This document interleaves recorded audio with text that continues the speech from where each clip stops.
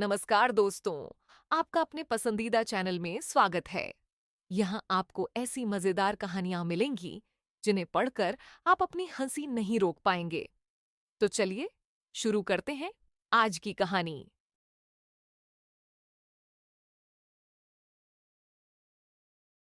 रेहाना और रवि की शादी के बाद रवि के पास कुछ नहीं था। रेहाना, तुमने मुझसे शादी करके एहसान किया है। मुझसे ज्यादा तो तुम कमाती हो। अरे तो क्या हुआ, एक दिन आएगा रवि कि तुम खूब पैसा कमाओगे। मुझे तुम पर पूरा विश्वास है। रवि और रेहाना खुद को स्टैंड करने के लिए पूरी मेहनत करते। रेहाना, मैं नौकरी नहीं करना चाहता हूँ। तो कोई बात नहीं, मैं नौकरी करके घर चलाती हूँ, तुम बिजनेस सेट करने की कोशिश करो। एक दिन रेहाना, तुम जानती हो, मैंने जो विज्ञापन बनाने वाली कंपनी खोली थी ना, उसे बड़ी ब्रांड का ऑफर आया है। अब हम लोगों के दिन ब्यारे न्यारे हो गए हैं। मैं जानती थी रवि कि एक दिन तुम सेटल हो जाओगे। रवि का काम अच्छा चल जाता है। एक दिन वो रेहाना से कहता है, रेहाना, अब हम लोगों का बच्चा भी हो गया है। बहुत छोटा है वो। उसका ख्याल कैसे रखेंगे हम? कैसे क्या, मैं गांव से माँ को लेकर आ जाती हूँ। नौकरी से हाफ डे ले लिया करूंगी। अभी तो वो छोटा है, स्कूल जाने तक मैं मैनेज कर लूंगी। देखो रेहाना, मैं अब अच्छा कमा रहा हूँ। तुमको नौकरी करके परेशान होने की कोई जरूरत नहीं है।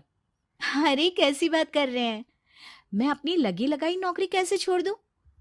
और मैंने तो सुना है हम लोगों को कुछ ही महीनों में सरकारी नौकरी मिल जाएगी। सरकारी नौकरी में कितना कमा लोगी? उतने में तो मैं ड्राइवर रख लूंगा। रेहाना को रवि की बात का थोड़ा बुरा तो लगता है। कम से कम मेरी नौकरी की इतनी बेइज्जती मत करो। भूल गए, इसी नौकरी के बदौलत तुमने अपना बिजनेस खड़ा किया है। अरे वो तो मैं किसी के भरोसे भी कर लेता।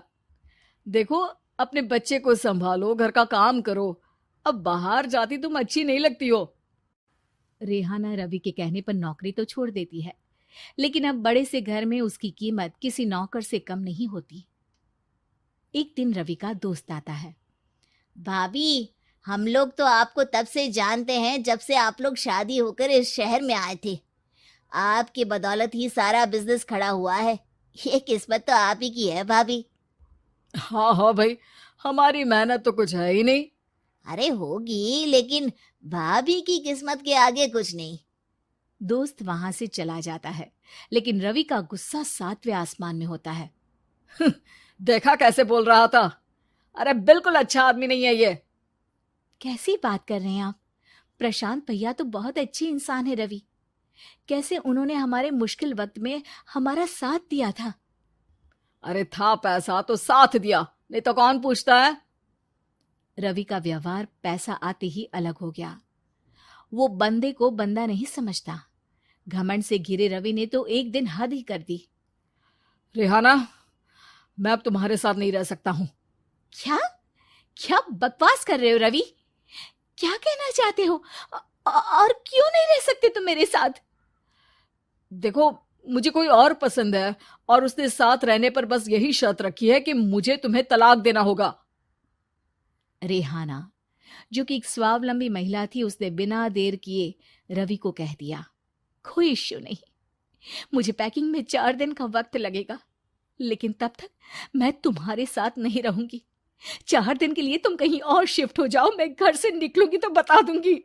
रवि घर छोड़कर चला जाता है। रेहाना को दुख होता है, वो रोती है, लेकिन व्यवहार से स्ट्रांग रेहाना को पति के वापस आने का और उसे सबक सिखाने का पूरा भरोसा था।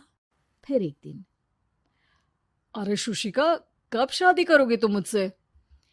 यार मैंने तो सोचा था तुम शादी से पहले मुझे विदेश लेकर जाओगे, महंगी कार दिलाओगे। अरे सब दिला दूंगा, लेकिन पहले मुझसे शादी तो कर लो। हाँ हाँ, क्यों नहीं। मैं कुछ दिनों के लिए अपने मम्मी पापा के पास जा रही हूँ और लोगों से अपनी शादी की बात करूंगी। अरे शुशिका, कैसे रहूंगा मैं तुम्हारे बिना? अब तो शादी ही होने वाली है हम लोगों की। शुशिका रवि को छोड़कर चली जाती है। रवि घर आता है जहां रेहाना को ना पाकर उसे सब अजीब लगता है। घर तो रेहाना के बिना कुछ नहीं है। बच्चे की याद भी आ रही है। चलो एक वीडियो कॉल कर लेता हूँ। रवि रेहाना को वीडियो कॉल करता है लेकिन रेहाना फोन नहीं उठाती। रात को सोते वक्त मन कर रहा है मुन्ने को गले लगा लूं। चलो कोई ना, शुशिका से शादी के बाद मेरे और भी बच्चे होंगे। अगले दिन रवि ऑफिस जाता है जहां टीना खड़ी होती है। सर, आपने अपने नए ऐड के लिए मॉडल की रिक्वायरमेंट डाली थी ना, मैं उसी के लिए आई हूँ। रवि टीना को देखकर खुश हो जाता है। अब शादी हो गई है तुम्हारी? नहीं सर, बस अच्छा सा हैंडसम और अमीर लड़का देख रहे हैं मेरे मम्मी पापा। रवि के दिमाग से तो टीना को देखकर शुशिका का ख्याल भी खत्म हो जाता है। अरे यार, ये लड़की मिल जाए कितनी सुंदर है। शुशिका तो इसके आगे कुछ नहीं है। आ, अब क्या तुम्हें ऐसा नहीं लगता कि मुझसे मिलकर तुम्हारी ये खोज खत्म हो गई है? आप ना, आप तो 2 बच्चों की पापा लग रहे हैं। अरे नहीं नहीं, मेरी शादी तो हुई थी, लेकिन बीवी को किसी और से प्यार था, मुझे छोड़कर चली गई। खैर, टीना की दोस्ती रवि से हो जाती है, लेकिन 1 महीने बाद शुशिका रवि के पास वापस आती है। मेरे मम्मी पापा तुमसे मिलना चाहते हैं, लेकिन उन लोगों को ये मत बताना कि तुम पहले से शादीशुदा हो, और हाँ, शादी से पहले अपनी सारी प्रॉपर्टी तुमको मेरे नाम करनी होगी। अरे पागल, अब मैं तुमसे शादी ही नहीं करना चाहता। भला ऐसी लालची औरत से कौन शादी करेगा? तभी वहां टीना आ जाती है। रवि, ये पागल सी औरत कौन है? देखो, तुमने ही कह दिया ना पागल, तो पागल ही है। पता नहीं कौन है, कह रही है शादी कर लो, लेकिन शादी से पहले अपनी सारी प्रॉपर्टी मेरे नाम कर दो। बोल तो सही रही है।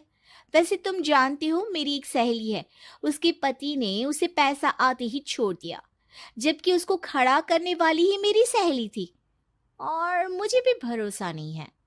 अगर मैं भी तुमसे शादी करूंगी तो तभी जब तुम मेरे नाम अपनी सारी प्रॉपर्टी कर दोगे। अरे हाँ हाँ, क्यों नहीं, बिल्कुल कर दूंगा। रवि और टीना की शादी की तारीख तय हो जाती है। वो अपनी सारी प्रॉपर्टी के कागज लेकर शादी वाली जगह पर पहुंचता है, लेकिन वहां टीना आती नहीं। रवि टीना को मैसेज करता है। कहाँ हो? सॉरी, मैं तुमसे शादी नहीं कर सकती, मुझे तुमसे भी ज्यादा पैसे वाला मिल गया। रवि को गुस्सा आ जाता है। वो गुस्से से सारा डेकोरेशन तोड़ रहा होता है कि वहां रेहाना आ जाती है। सर, क्या हो गया? क्या डेकोरेशन पसंद नहीं आई आपको? अ, तुम यहाँ क्या कर रही हो? मैं यहाँ की डेकोरेटर हूँ। क्या आपको पसंद नहीं आई यहाँ की सजावट? रवि दौड़कर रेहाना के गले लग जाता है। मुझे माफ कर दो रेहाना। रवि रेहाना के गले लग जाता है और रेहाना टीना को थैंक्स का मैसेज करती है। तो दोस्तों, मुझे उम्मीद है कि आपको कहानी पसंद आई होगी। अगर आपको पसंद आई हो तो कृपया सब्सक्राइब करें और मजेदार कहानियों के लिए बने रहें। मैं आपसे एक नई कहानी के साथ मिलूंगा। तब तक हंसते रहिए। अलविदा।